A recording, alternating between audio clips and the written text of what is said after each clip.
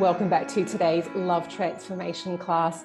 Now, conversations about soulmates and romantic relationships and partnerships wouldn't be fully complete if we didn't touch on the intimacy and the sexuality side of things. And so I'm really thrilled to speak with a dear friend and today's very special guest, someone who has the most deepest and most beautiful insights and is such an amazing mentor to women around sexuality and empowerment. And we're going to talk a whole heap more, and you get to know a lot more about her. But welcome, Erin. Thank you so much, Peter. It's so awesome to be back. And thank you so much for also just welcoming me into your beautiful community of women.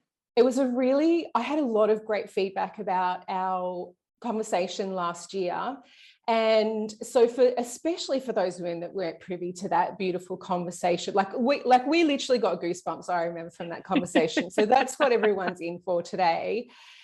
I think much like a lot of us that arrive at this sort of work where we're mentoring, where we're empowering, where we're sharing our experiences and our wisdom and our practices to support other women, we kind of arrive at this work because we've had to do it all ourselves, and we've had some really serious challenges to overcome. And so I'd love for you to share with the girls, how did you come to be a sexuality empowerment coach? What even is that? What's your journey been up until this point? Oh, that's a great question. And before we dive into it, I'll also just put a gentle content warning at the beginning of our conversation, because sexuality in and of itself can be a triggering thing. As women on the planet at this time, all of us have been subject to unpleasant sexual experiences, and they can range from something very minor to something quite extreme. So as we start talking about sexuality, it inevitably pushes sensitive parts inside of us. So there might be some things today that are a little challenging to hear or challenging to witness. And I just want people to feel really held in that space, and knowing that any time that we talk about this, it really is a sacred place, and it's a place for healing. And that as we do open the doors or open the box of sexuality inside of us and really have a look at what's in there and look at how we can grow, it inevitably comes with triggers. It inevitably comes with confusion, perhaps some guilt or shame or anger and resentment towards the past, anger and resentment towards religion or the way of the world, and all of that's okay and all of that's welcome. So if anything today in this conversation gets a little sensitive, then that's okay. And of course, as you listen, you're welcome to put it on pause if you just need to breathe through some of the emotions that come up for you, if emotions are coming up. But I just really invite women to be really open to this conversation, because we don't have this conversation very commonly. We are lucky in our friendship to have safe spaces to really disclose our deep inner world, but that's not the case for everyone. So I want everyone listening today to feel like you are in the presence of very safe and trusted friends, knowing that we can share about our sexuality, about these very private and intimate and inner world things, because it's a great injustice that we don't have those safe places a lot of the time. So my own journey with sexuality has definitely been a full spectrum roller coaster, as you know. I've had the highs of the highs and I've had the lows of the lows. So my own personal journey with sexuality has been one of trauma, and that started as a child and experiencing childhood sexual abuse. And I've also, I was reflecting about my own relationships. I've been married, I've been divorced, I've been in a same-sex relationship for 12 years. I've been in open and poly dynamics. I've been in dominant and submissive dynamics.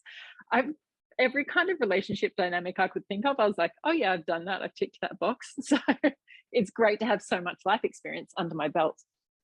And so with my own sexuality, from an early stage, it was evident that I was a sexual being, that I was a very sexual being in many ways, but there were no healthy outlets for that. There were no healthy teachers. There was no guidance for what to do with it.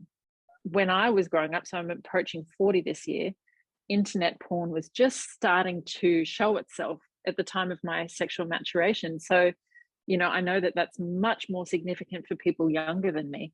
And that is not a teacher of sexuality.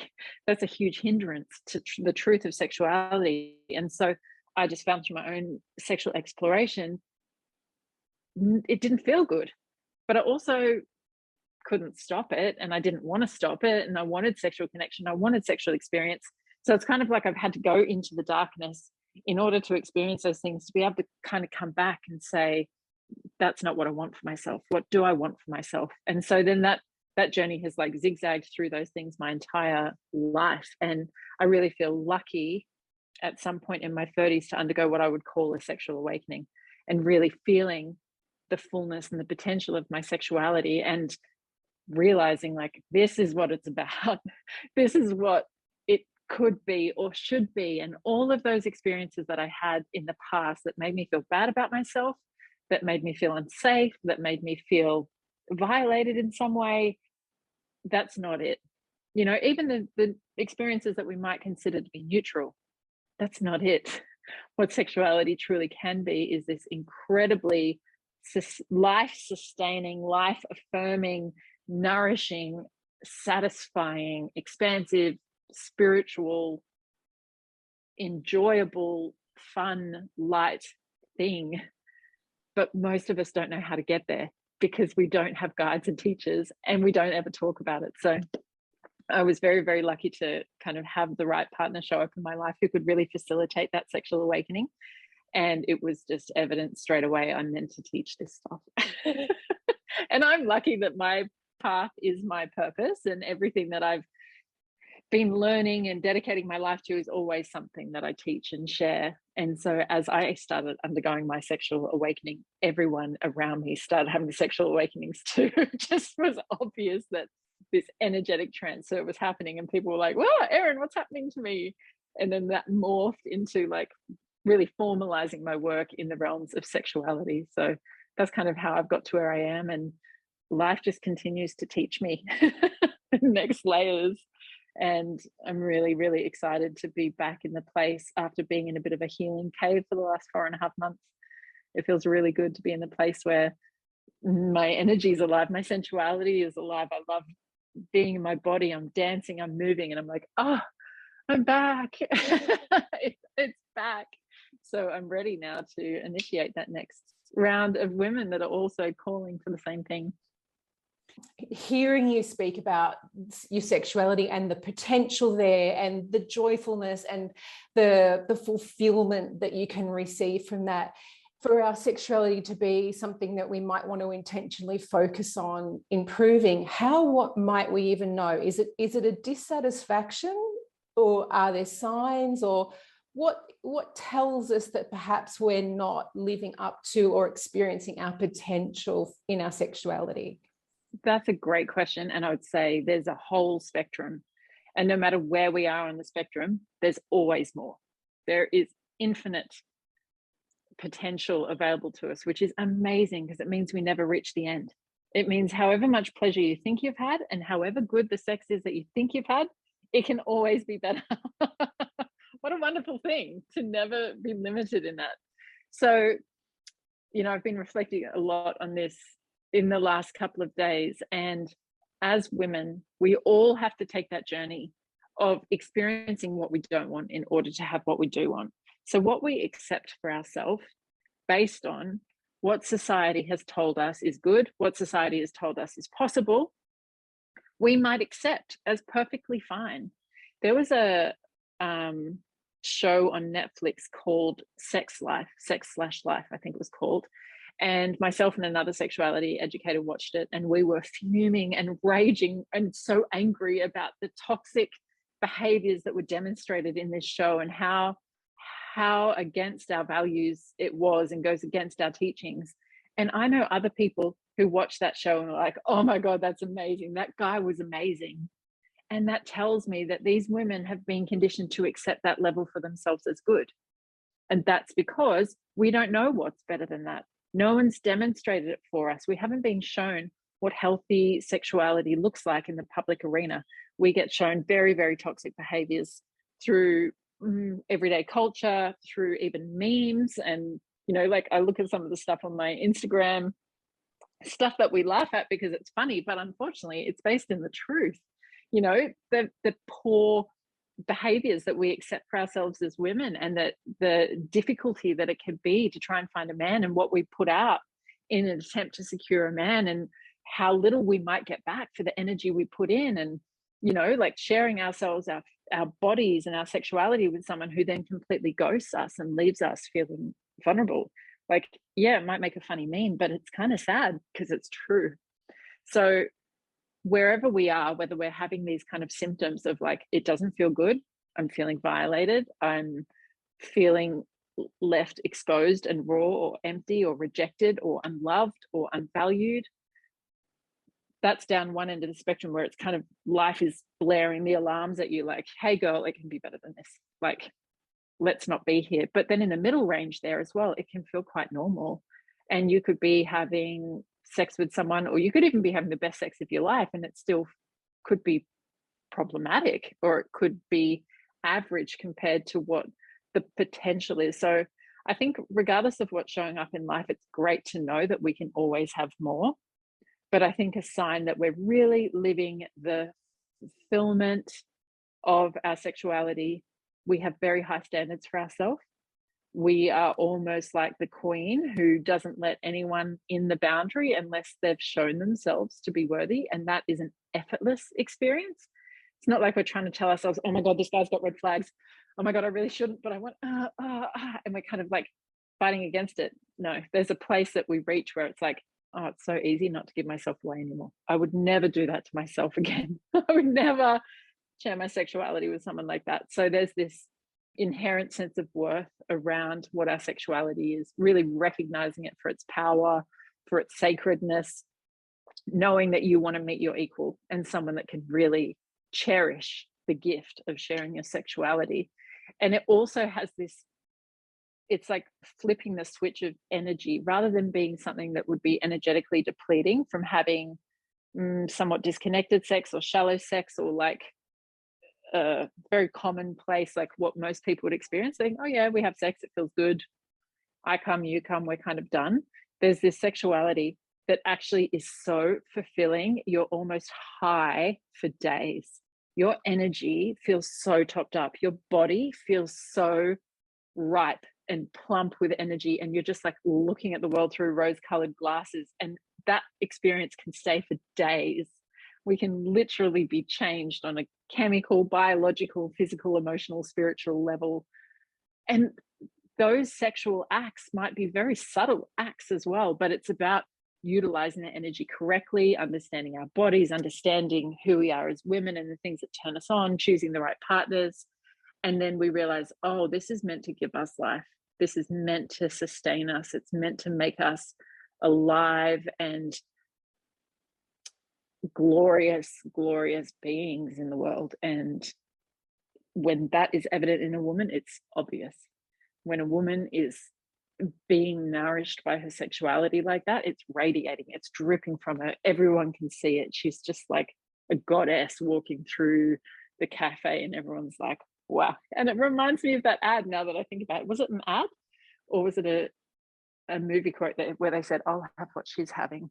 It's that kind of response of like, she is so magnetic, she is so radiant. What is it about that woman? And it's that her sexual energy, her femininity, her self-worth is just circulating through her entire being. And it's amazing to witness and amazing to experience. One of the things that comes up a lot that seems to be a common hurdle for most women to move through or to pass over is the initial social conditioning that we have around sex. I know for you and I, we came from, you know, a similar sort of cultural background in Australia, growing up in the 80s and 90s, and our social conditioning was very much, or what we witnessed around us was sexually active young women often being kind of cast out or branded as sluts. And there was very much a stigma against young women that were quite sexually active. I think we've obviously seen that that's changed quite a lot.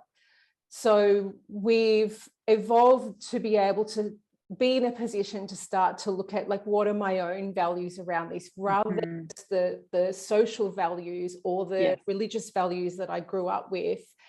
But that process is a little bit difficult to navigate, isn't it? Absolutely. I think social consequences are one of the biggest hindrances to women experiencing their potential. And it's one of the biggest hindrances to women experience a positive sexual experience in the moment. If you've got fear in your mind and in your body because what if people find out? What if he tells his friends? What if I get pregnant? What if he gives me an STI? What if he's going to leave me tomorrow? Like, what if he's never going to call me back? If we're having sex with that present, there is no way we're going to be experiencing positive and fulfilling sexuality. So when we kind of break through those social constructs, we have to accept it may come with a challenge. But the more that we can understand why we're doing it, and the more confidence we have within ourselves and why we're doing it, the easier it is to become. For some people, it will be unavoidable that someone may judge you. If you're raised in a religion that told you that you shouldn't experience sex before marriage, but you choose to be sexually active before marriage and people find out about that, there will be consequences that we can't control because we can't change other people's judgments. So why would we want to do that? We would have to be so certain in our hearts that we're making the right decision for us. We'd want to be surrounded by other people who see us and believe in us and can reaffirm our choices and say, yes, you're allowed to share your body with someone that you love. Yes, you're allowed to experience multiple sexual partners. You're allowed to go out and have a one-night stand. If that's in line with your values and you're doing that from a conscious place, then you'll have the inner strength to face that kind of social consequence or injustice. Or like, this is how they have managed to control women for thousands and thousands of years, is by shaming the most powerful part of us. And if you shame the part that's powerful, no one wants to step into it. So if we recognize, like, do we want to be controlled by those things? Do we want to give up our own pleasure potential and our own sexual potential because the patriarchy has told us for 2,000 years we're sluts if we have sex? Like, we can see that gender inequality of men being revered and, you know, idolized, having lots of sexual partners, and women being completely shamed and demoralized and humiliated for exactly the same thing. Like, clearly that's crazy. It's crazy when you look at it from our level of consciousness, but it's been very effective for thousands of years. And I feel like the reason why we're so privileged we have this kind of conversation now, and I have people coming into my field to do my work from places in the world where it is still illegal for women to talk about pleasure publicly.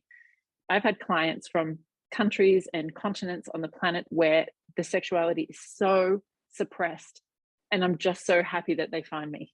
You know, I'm happy that we have this little private secret conversation behind closed doors, because these women know the truth.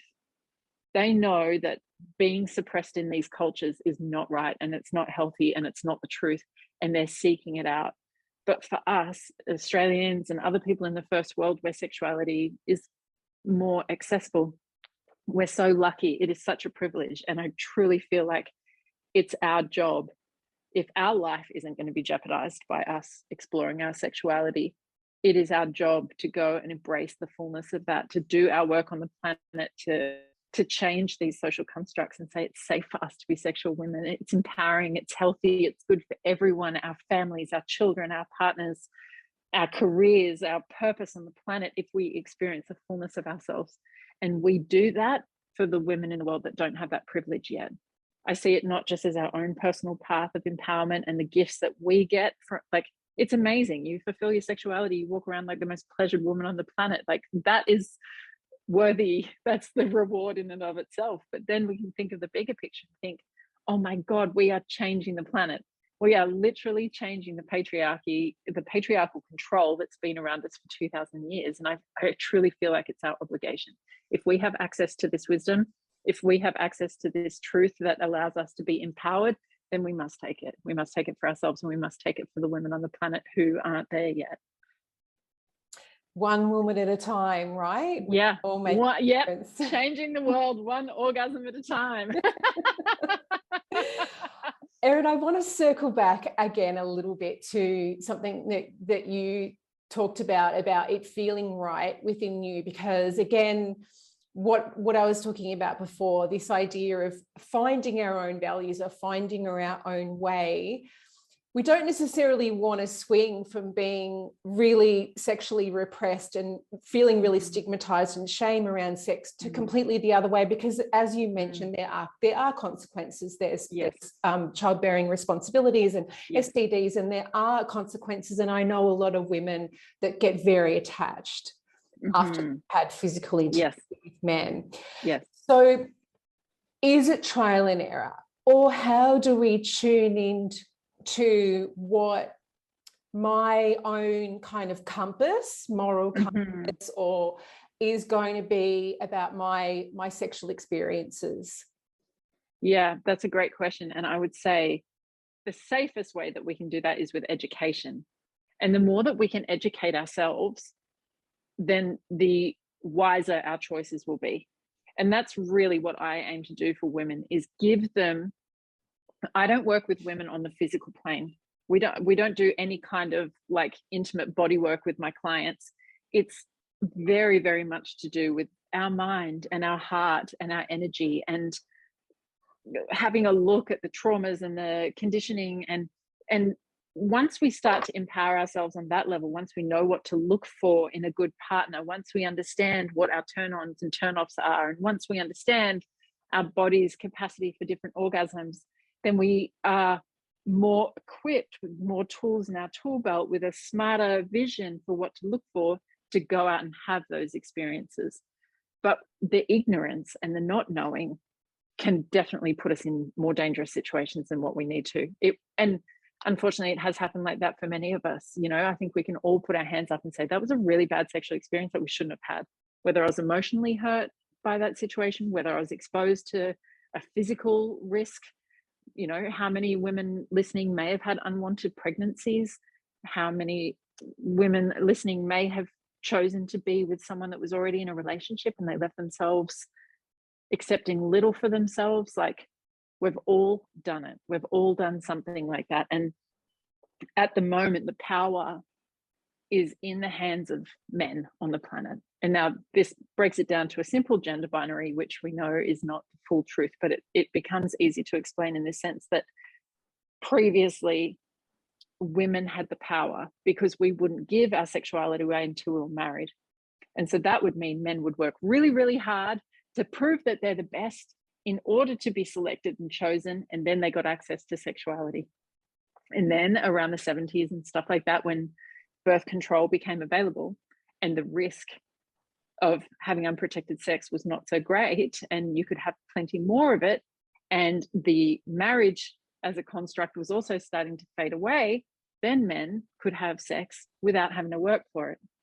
And so the scales tip, and now men can be lazy and sloppy and liars and selfish and have multiple partners, and they'll still get everything they want. And women are there trying to get their attention, trying to get what we want back, which is security and safety and love and a relationship or marriage or whatever we're looking for. So when the scales tip and when women give their sexuality away to these men who do not meet these standards that we want for ourselves, then unfortunately we're perpetuating the problem. We as women are now perpetuating the patriarchy, because we're saying it's okay that you lied to me. It's okay that you don't have any integrity. It's okay that you're seeing multiple people or that you're married, because we're giving them what they want without having to work hard for it. So what I would love to see, and in the work that I do, I aim to raise every woman's value and raise her self-worth and raise her standards by remembering who she really is, how incredible she is, how incredible this offering that we have is. And when you raise your standards, then those men do have to work harder for it. And then that also allows us to go out and explore and have sexual experiences at a very different level of experience. We're not down there at the bottom of the barrel having the terribly destructive, abusive experiences that can exist. We get to go out there and explore, but still maintain our boundaries and still maintain our self-worth and have amazing people come in and, you know, teach us something about ourselves. Even if that's a short-term experience, it can be a much more healthy and healing way to explore your sexuality, explore connections with others without it being so destructive or having the risk of so many consequences. Yeah, I mean, it's really interesting. And I often say to my clients as well, like, most men are going to want to really put their best foot forward and do the right things and say the right things, and are willing to really invest to get to the good bits as quickly as possible. And that doesn't make them bad men. It's just the innate drive that they have. And they also don't mind continuing to invest in you if they feel as though there's going to be that connection at some point and it's going to be worth it. So what's coming to mind now, though, is knowing that men are like that, and knowing that we do need them to be able to invest in us because we want to hold ourselves to a standard. How do we then not make our sexual self commodified as almost like something that's transactional or something that we can withhold? How do we not then... does that make sense what I'm saying? Yeah, it's a great question. It is a fantastic question, because at the lowest level of consciousness, that's what we're doing. We're like, I'm going to play the game, and I know what you want, and I'm going to make you do what I want by withholding this thing. And that's not how we know that playing the game is never healthy. But there's truth in that dynamic, which is when we uphold our self-worth, someone's going to match us there. So at the highest level of consciousness, it's not a game and it's not withholding. It's a very truthful expression of ourselves. And like I said, there's the person that's like, I really want to go sleep with this guy, but I'm going to hold back, because like if I make him wait for 3 dates, then I can maybe secure it, blah, blah, blah. There's a very different experience to be like, I'm just going to sit back and wait to see this guy's true colors. And I'd like to know a little bit more about him first. And I'd like to have a conversation with him about the last time he was tested for STIs. And I'd like to find out what his sexual boundaries are.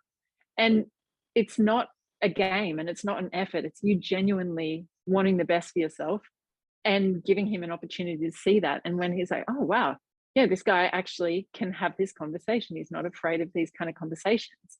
Then we can share. So it's not so much about like the withholding or what he's going to do, what I'm going to do. It's genuine. It's really embodied self-worth. And it's keeping ourselves safe, because I don't want to give myself away to a guy that's sleeping with 10 other girls in an unprotected way all the time, that's going to put my body at risk and give me peanuts of attention. But have I done that in the past? Hell yes, I have. And did I feel like I had some sense of control? No, I just wanted the immediate gratification. I wanted the attention in that moment. I wanted the validation of like feeling wanted and feeling good enough and feeling chosen. Now it's effortless to say no to that kind of behavior. I'm looking with different eyes, and I look and I think, he's got the sexual maturity of a teenage boy.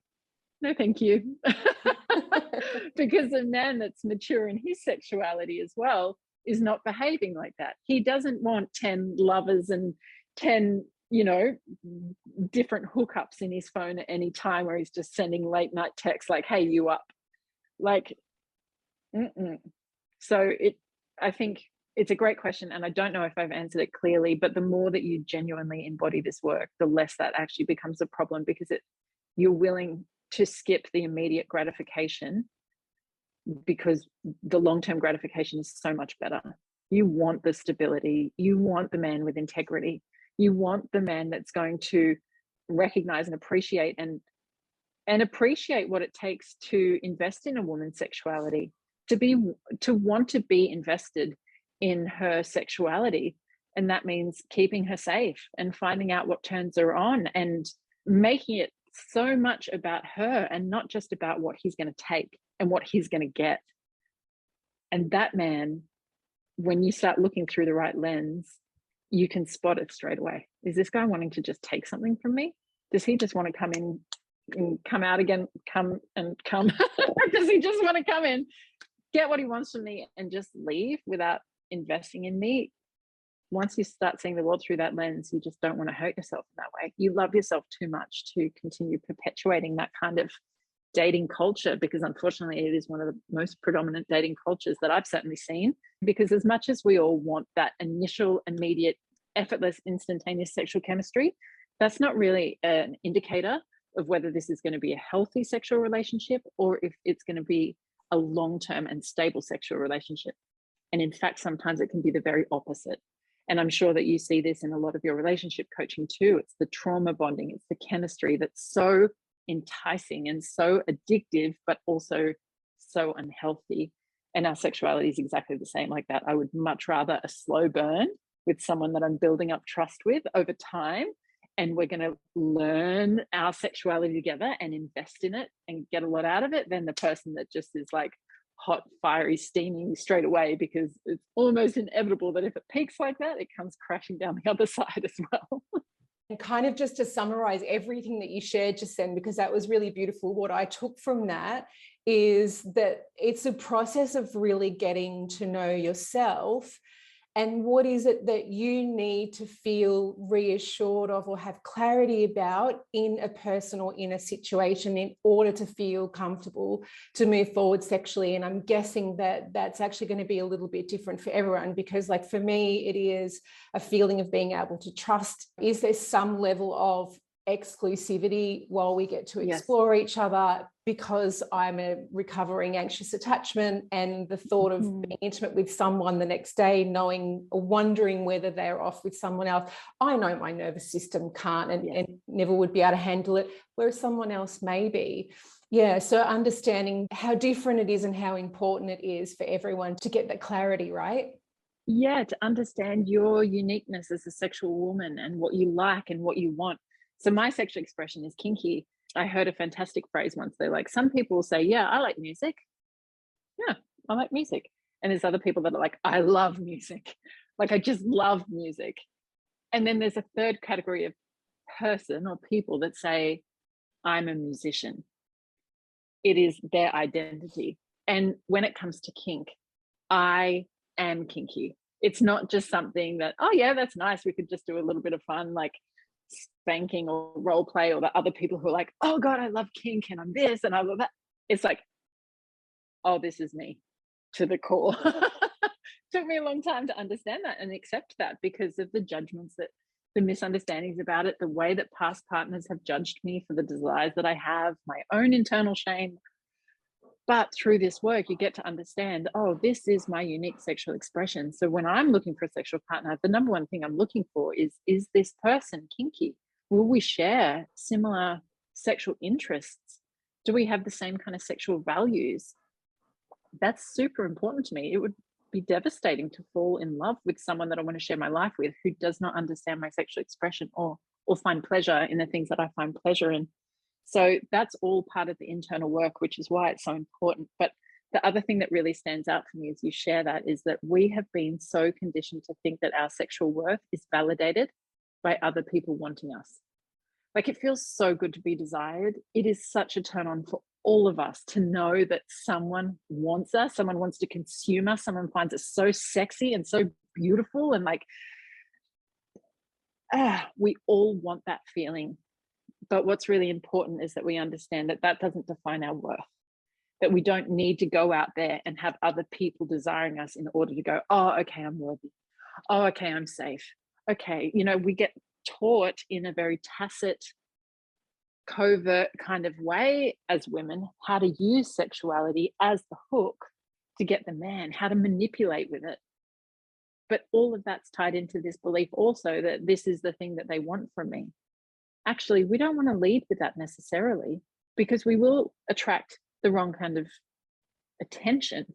That's not to say that we shouldn't be fully expressed sexual beings, but if you think that your sexuality is your worth and you're leading with that and you've forgotten the innate inherent worth in who you are, we're unlikely to attract the quality of relationship that we truly want. And one thing that I love about the work that you do is that you make sure that women are so much aware that their sexuality, their sexual expression, the power and the self-worth and everything that they can derive from their sexuality doesn't necessarily have anything to do with men.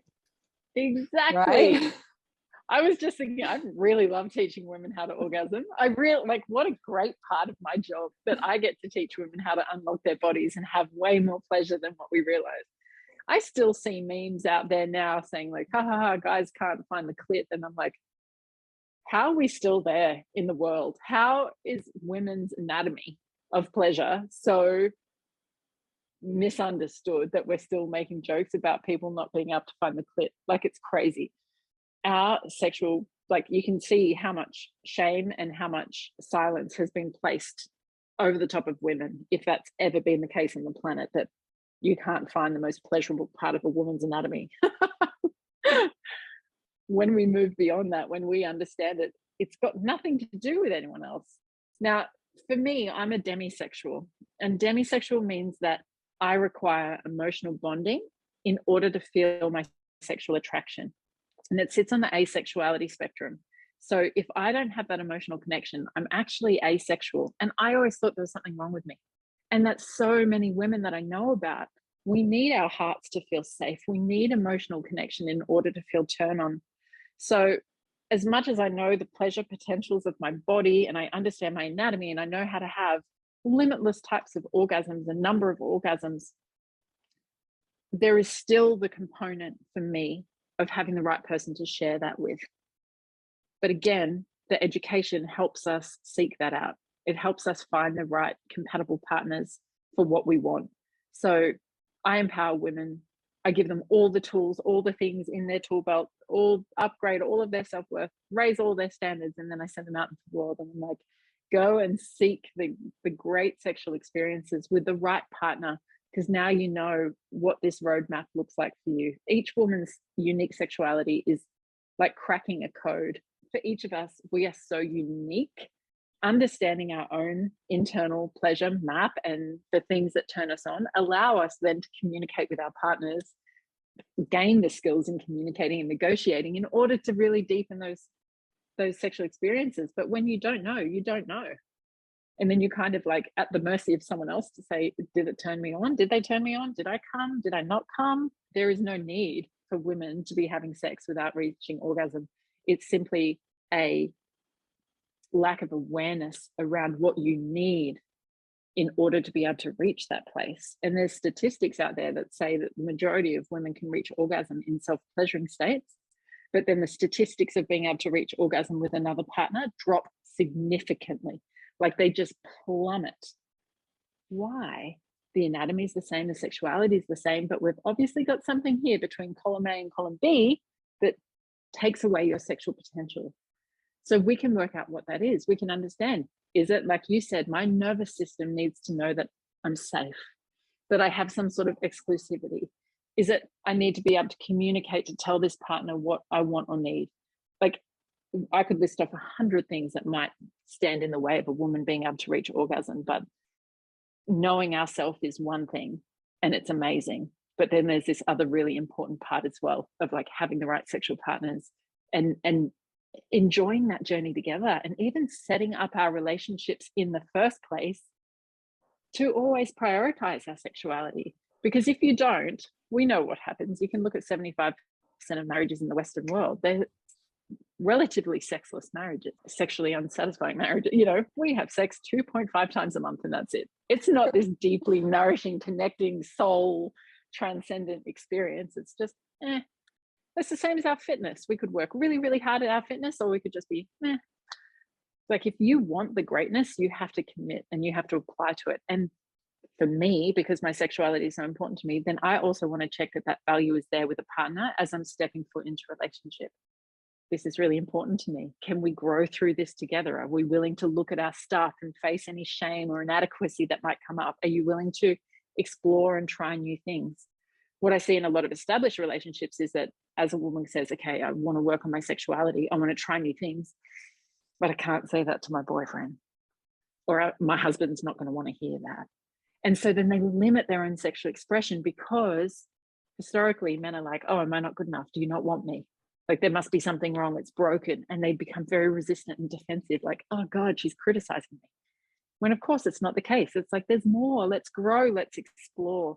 So for me, setting that up in early stages of relationships also ensures that we can take all this goodness that we're learning about ourselves and have a safe place growing with someone that we love.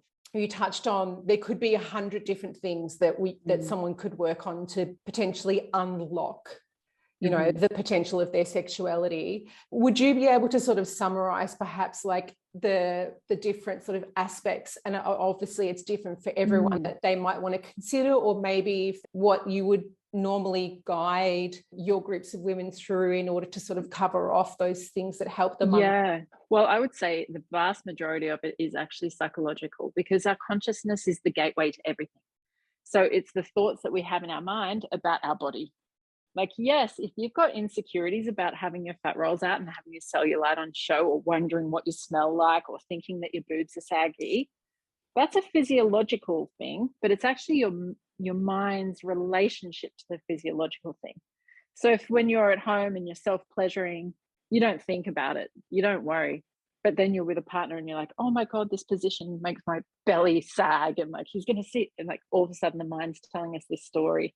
So I would say the vast majority of these things, whether it's our body, whether it's a sense of safety, that's an emotional safety, it's a physical safety. It's like, are we going to get caught? Is someone going to walk in the room? Is it, has this guy, is like, are we using a condom? Am I at risk of pregnancy? Am I at risk of, is this guy just going to ghost me tomorrow? All of those kind of fears are also something that we can address in the mind. But on the physiological layer, there is also the things that turn us on and the things that turn us off. So understanding the real biology of orgasm and the biology of pleasure pathways through the body is really important. When we tend to self-pleasure in the same way, because that's what most people do, is like, I know how to get myself off, I can do it in 3 minutes, done. Then we ingrain those neural pathways for that one type of orgasm. And so then we're experiencing different types of pleasure, and we're experiencing penetration with another human body perhaps. And it's like, oh, my body likes this. So not having varied enough experiences and varied enough neural pathways can be part of it. Sometimes women can only come from external stimulation and not internal stimulation. And so I actually teach women how to unlock those type of orgasms. And it's a neurological thing. It is literally like reconditioning the body and learning a new skill. The emotional component, especially if you're a demisexual, is massive. Like feeling loved and feeling desired, because I think also maybe pornography has been really influential in this, is that it's not so much about the human connection between two people. We've been kind of shown the money shot that actually isn't about each person and the connection. And so for some people, being stared at in the eyes is going to shut them down completely. And for other people, not looking at me, why aren't you looking at me? Why do you only want to do me from behind? That's going to stop it. So it's really unique and individual for each of us. But it's just amazing that for one person, if you look me in the eyes, I'm just going to like have the most amazing orgasm. And for the other person, they're like, oh my God, you looked me in the eyes, it's all over. Like, why are you staring at me so intensely? So that's what I mean about understanding the map and cracking the code, and then perhaps looking at, why is that a turnoff for you? You know, for me, it used to be too confronting. I had too much shame. I didn't feel confident enough to like really hold, in, especially in a casual circumstance, to really hold intense eye contact. So I'd always have sex with my eyes closed. Was that also some body shame perhaps that made it easier for me to kind of get out of my own way by having my eyes closed? So when we start to kind of paint the picture of what are the things that turn us on and what are the things that turn us off, then we can also look at what's behind that and start to change those things and really create the maximum potential that we have. There's not a single woman that can't actually relate to what it is that you're talking about, right? I just want to touch just quickly. I'm mindful that we're almost out of time, and we could obviously talk about this for hours and hours. Of course we are. Yeah, we could.